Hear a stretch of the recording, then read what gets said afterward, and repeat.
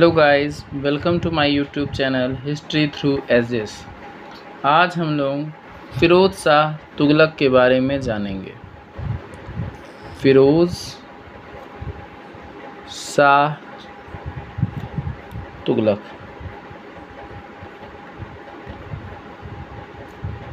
1351 से लेके 1388 CE तक इनका रूल था। हम लोगों ने पिछली क्लास में मोहम्मद बिन तुगलक के बारे में डिटेल में पढ़ लिया था। आज हम लोगों को फ़िरोज़ शाह तुगलक के बारे में जानना है। फ़िरोज़ शाह तुगलक एकमात्र ऐसे राजा हैं जिनको सुल्तान नोबल्स ने बनाया। नोबल्स के द्वारा ये सुल्तान बनाए गए थे। इसीलिए फ़िरोज़ शाह तुगलक की जितनी भी पॉलिसीज़ थी वो सब नोबल्स को खुश करने के लिए होती थी।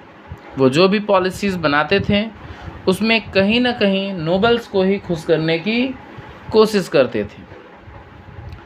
फ़िरोज़ शाह तुगलक एक एबल मिलिट्री कमांडर तो नहीं थे, बिकॉज़ हम देखते हैं कि जब वो बंगाल में अटैक करते हैं, 2 सक्सेसिव अटैक करते हैं और 2 के दोनों वो हार जाते हैं और जिस कारण से बंगाल इनके हाथ से चला जाता है। लेकिन ये बिल्डिंग्स, मॉन्यूमेंट्स, सिटीज़ बनाने के लिए जाने जाते हैं। इन्होंने ढेर सारे cities, monuments, buildings, public rest place जैसे चीज़ें बनवाई। इन्होंने कंस्ट्रक्टिव वर्क्स बहुत किए। उन्होंने चैरिटी के लिए अलग डिपार्टमेंट ही बना दिया जिनका काम गरीबों को मदद करना होता था। अब हम फ़िरोज़ शाह कोटला मैदान जो हम देखते हैं, जो प्रेजेंट टाइम में अरुण जेटली स्टेडियम कहलाता है, वो भी फ़िरोज़ शाह तुगलक के द्वारा ही बनवाया गया। ठीक इसी तरह से रेड फोर्ट के पास का जो इलाका है जिसे हम फ़िरोज़ाबाद कहते हैं, उसको भी फ़िरोज़ शाह तुगलक ने ही बनवाया। अब हम फ़िरोज़ शाह तुगलक के बारे में कुछ कॉमन चीज़ें जानेंगे। Firoz Shah Tughlaq was being chosen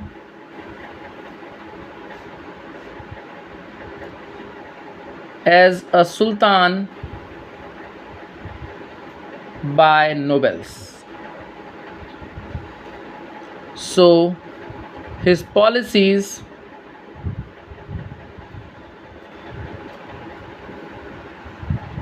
aimed to appease the nobles। ये हमने आपको बताया कि फ़िरोज़ शाह तुगलक जो हैं नोबल्स के द्वारा चूज़ किए गए थे और इसीलिए वो जो भी पॉलिसीज़ बनाते थे वो सब नोबल को खुश करने के लिए बनाते थे। ही अपॉइंटेड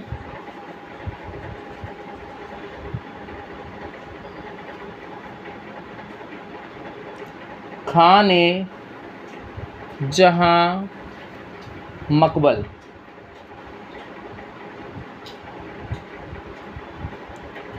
खाने जहान मकबल को अपॉइंट किया एज अ वज़ीर के तौर पे अपॉइंट किया। और ये वज़ीर जो हैं हेल्प करते थे, हेल्प्ड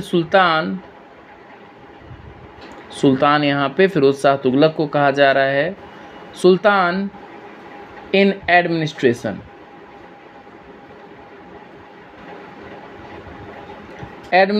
में वो मदद किया करते थे।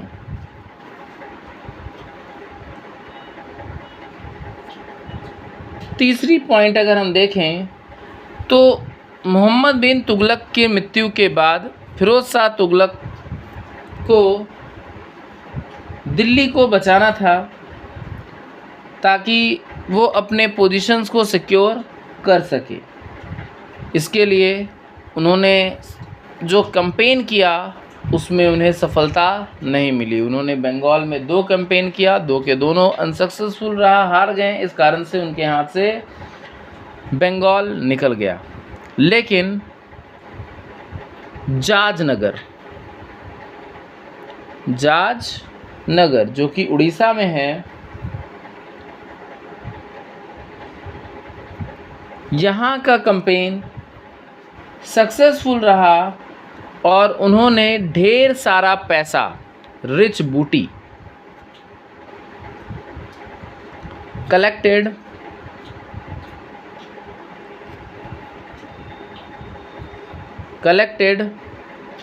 फ्रॉम पूरी जगन्नाथ टेम्पल।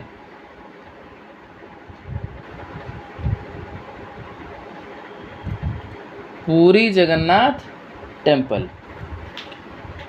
जो पैसा आया गरीबों में भी दान किया, सराय का निर्माण कराया, ढेर सारे कंस्ट्रक्शन वर्क उन्होंने करवाया। ठीक उसी तरह से जब उन्होंने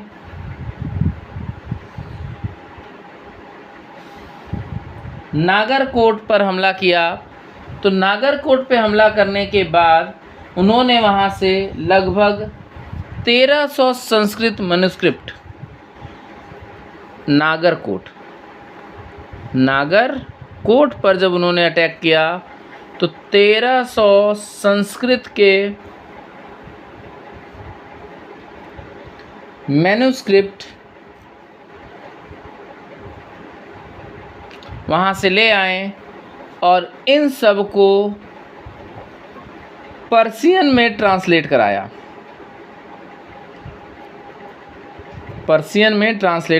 ट्रांसलेटेड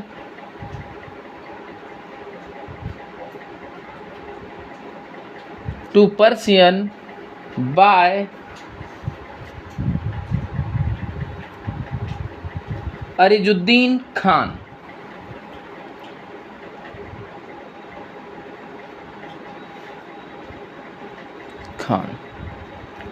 इनके द्वारा इसको पर्शियन में ट्रांसलेट कराया गया।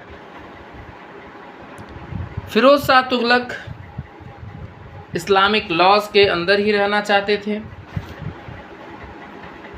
वो हिंदुओं को सेकंड क्लास सिटीज़न के तौर पर ट्रीट करते थे और इस्लामिक लॉ के अंदर आने के लिए वो इस्लामिक लॉ को फॉलो करते थे और उन्होंने जजिया इम्पोज कर दिया। जजिया एक टैक्स होता है। Jizya was imposed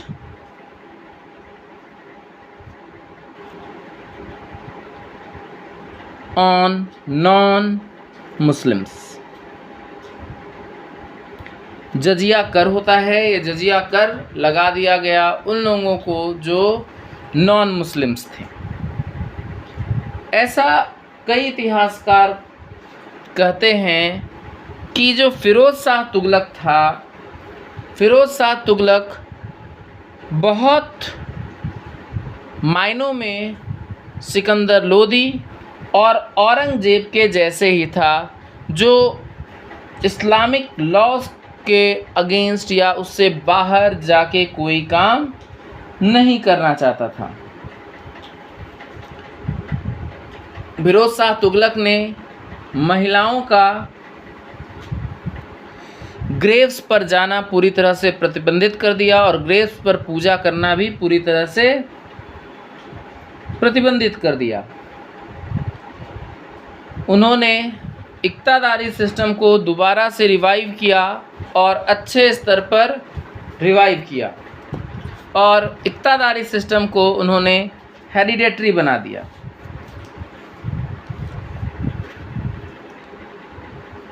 Firoz Shah Tughlaq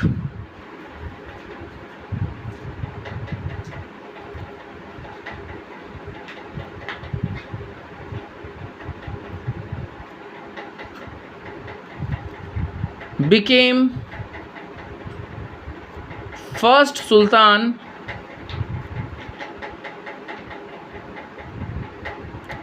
to implement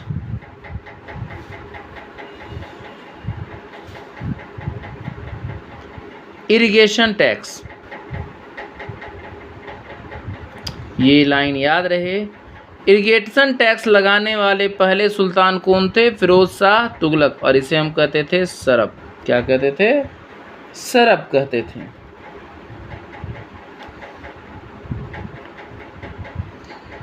उन्होंने ढेर सारे कैनाल्स बनवाए।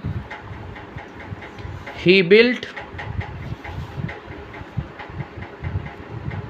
Large number of canals.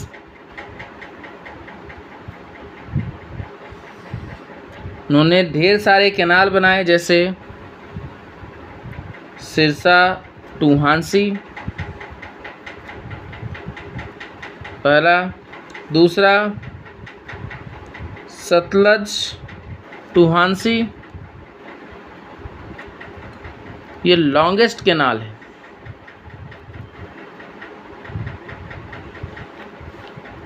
उस समय का। तीसरा यमुना टू हिसार।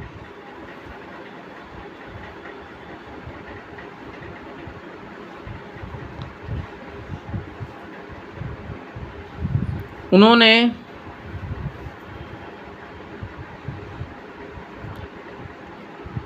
दो नए सिक्के इंट्रोड्यूस किए। एक को कहते हैं हम आधा, जो 50% जितल का होता है, और दूसरे को कहते हैं बिच, जो 23% जितल होता है।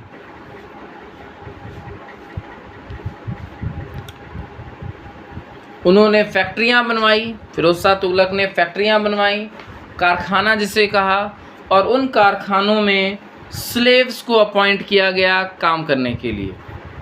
ठीक उसी तरह से अगर हम बात करें फिरोज शाह तुगलक की, तो उन्होंने चैरिटी के लिए अलग से एक डिपार्टमेंट बनाया, जिसका नाम उन्होंने रखा दीवान ए खैरात।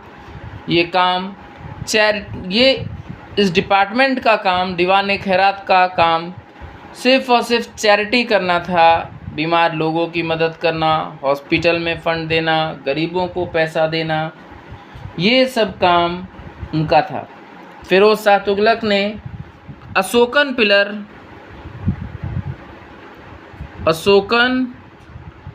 Pillar from Topra and Meerut, Topra और मेरठ से Ashokan pillar from Topra and Meerut was brought to Delhi. Topra और मेरठ से जो अशोकन पिलर था वो दिल्ली लाया गया फिरोज शाह तुगलक के समय में। तो फिरोज शाह तुगलक के बारे में, उनकी मृत्यु 1388 में हो गई, और यहाँ से तुगलक डायनेस्टी में स्ट्रगल फॉर पावर शुरू हो गया। स्ट्रगल फॉर पावर कहने का मतलब कौन कब राजा बनेगा, कैसे राजा बनेगा। और 1388 में फिरोज शाह तुगलक की मृत्यु के बाद 1414 में तुगलक डायनेस्टी पूरी तरह से ख़त्म हो गया, और 1414 में सैयद डायनेस्टी का फॉर्मेशन हुआ। तुगलक डायनेस्टी के आखिरी रूलर दौलत खान थे। दौलत